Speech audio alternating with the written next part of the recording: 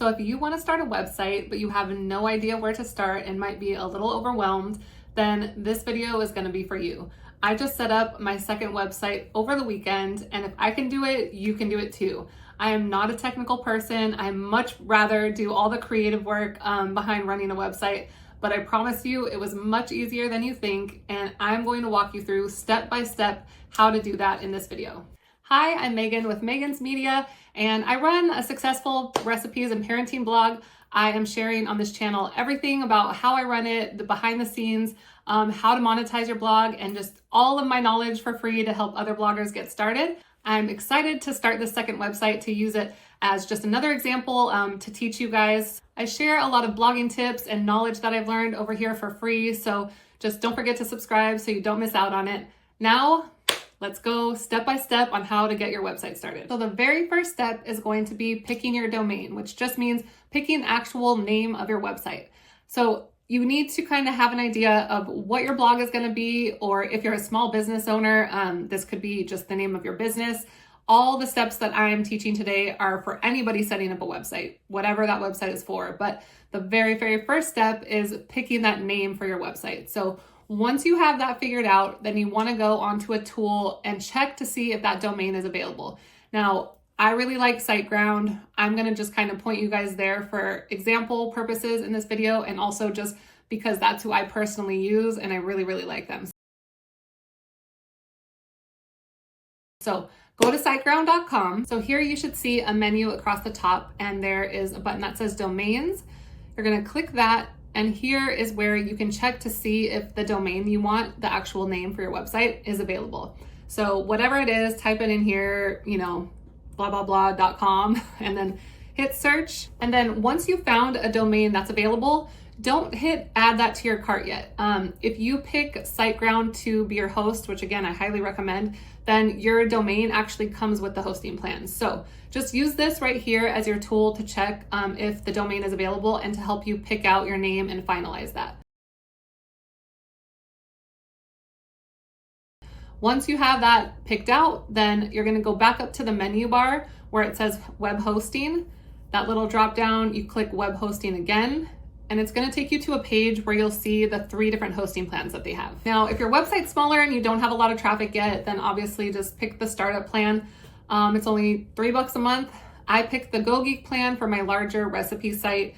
Just letting you guys know to be transparent, but I highly recommend SiteGround for your host. I had a horrible experience with GoDaddy where I almost lost my entire site. Everything was down for days. I lost so much money. They basically were no help. They told me I needed to go hire someone on my own to figure it out, even though they broke it. Anyways, I can't say enough about my experience with SiteGround. Their service is amazing and they're super affordable. So if you go ahead and choose them, use the link in my caption on this video. It will help me out. It's just a way you guys can thank me. I don't charge for classes, so if you want to do that to show your support, that would mean a lot. Once you picked out your plan, just hit get plan. It's going to take you to another screen where you enter the domain that you already checked that you know is available. You're going to just hit continue and walk through the rest of the steps. It might ask you if you want to add any different packages. There's a security one. There's a couple different ones. You can look at them, review them, see if they're anything you like. But honestly, when you're first getting set up, you really just need your domain and your hosting service. Once you got those both picked out, pay for them, you've locked in your domain, and now you have a host, you're ready for the next step. And I should also add here that you can come back at any time and add on any of these additional services. You really don't have to do that right now, especially if your website is brand new. So now you're ready for the next step to get into that WordPress admin panel. Once you are logged in and you've got your domain and host package set up with SiteGround, on the very home page, it should show you a little dashboard. You're going to click on where it says websites. Click manage, and you should see your website listed right here. And on the right side, there's a little button that says WordPress admin. So you're going to click on that. And when you click on that for the very first time, it brings you to a setup wizard. You can go through this if you want. I think it gives you tips on just getting started on how to use WordPress, or you can skip it altogether. I recommend, checking it out if you are brand new to WordPress, but if not, or if you already know it, then just go ahead and skip it. Once you get through the wizard, or if you click skip it, it's going to take you over to your WordPress admin panel. This is where all the magic happens, and this is where you build your website, manage your website, make everything happen. Now, do not let this page intimidate you. I promise it looks much more overwhelming than it really is. Just take it step by step. And if you've already made it this far, you've made it through like 4 steps of setting up your website. So be proud of yourself. Don't give up. I will point you in the right direction.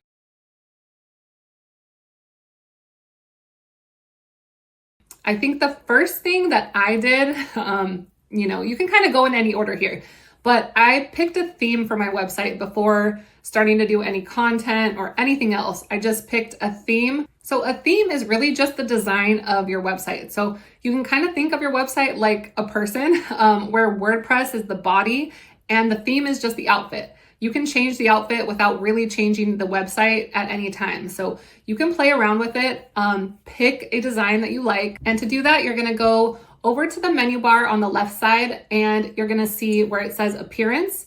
Click that, and then under that, you wanna click on themes. So it's gonna take you to a page where it's gonna show you a couple default themes that WordPress automatically just preloads into there. These are not themes that you have to pick. If you want to go look through all the themes they have, go ahead and click on Add Theme at the top. Right at the top, it says Themes in kind of big letters, and there's a button that says Add Theme right next to it. Once you hit that, it's going to take you to the whole catalog of themes in here where you can scroll and pick a theme that you like. So you really just want to look at layout here. You can always change the fonts within a theme, the color. You can drill down into the theme like details by just hovering over it and click details. That'll give you an idea of how well it's rated. Some of these actually have ratings, and then it gives a description of the theme, tells you what it's compatible with.